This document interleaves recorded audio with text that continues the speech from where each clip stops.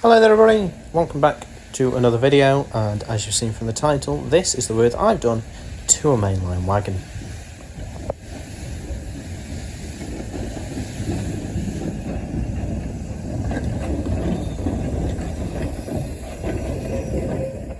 So here's the wagon. It's a mainline wagon, and if we compare it to what it looked like from new, we can see that it's had metal wheels fitted and NEM pockets and slimline tension locks fitted as well, and it's also had a load of weight added to it, which shows the previous owner cared, and I suspect this model probably had quite a long running life before it entered my running fleet. Now, I want to do a little project on this. This is what it would look like from new. This is a great central example. A couple of different builders built them. As with a lot of these sort of wagons, there's a lot of niche detail differences, and at the moment I'm not massively bothered about representing any of them, so I'm just going to take it as the mainline one comes, and I'm going to do a little bit of weathering, like what's done on Ruston's RM web thread here, where he weathers some ex-private owner wagons in BR nationalisation, because this model is going to have two sides. One side will be private owner. The next side will be British Railways ownership after the war.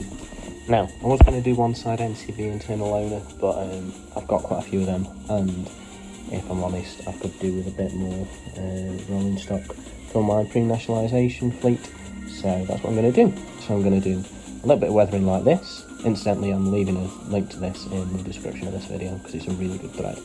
I'm going to take a sprinkling of some prototype information from here, and like I started with, to hopefully create a well-detailed model that's a little bit different. So let's get. I'm now roughing the model up using the etch pen and some really fine sandpaper to wear away some of the decals before patching in some of the planks using three different colours, a brown, a beige and a black, in preparation for the decals being fitted to turn this side into the BR side. Both sides have had planks replaced, but the BR side has had more replaced because obviously it's older.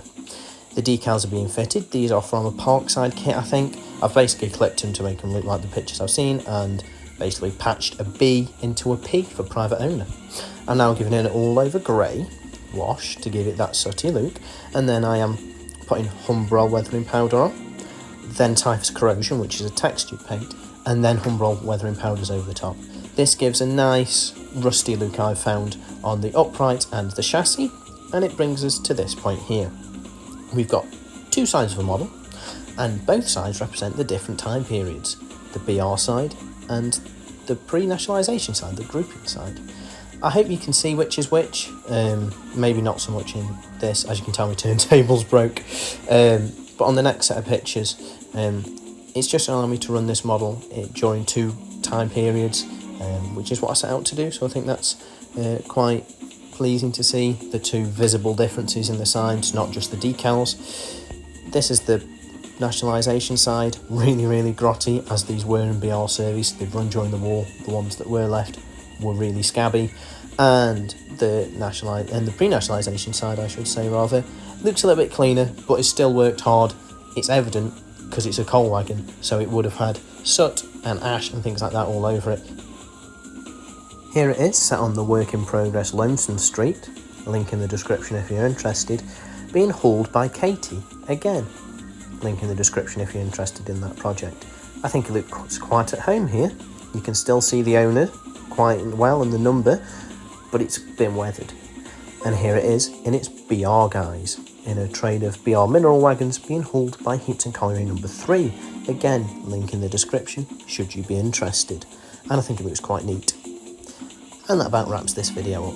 If you enjoyed it, leave a like. If you didn't, leave a dislike and tell me what you didn't like about it, if there's any way I can improve the video. Or the model itself, let me know in the comments, and I will see you in the next one. If you're interested in what I'm doing day to day, I tend to be quite active on my Instagram, which is at Heapton Colliery, and I will see you in the next video, which will be next week, so subscribe if you're interested. Bye!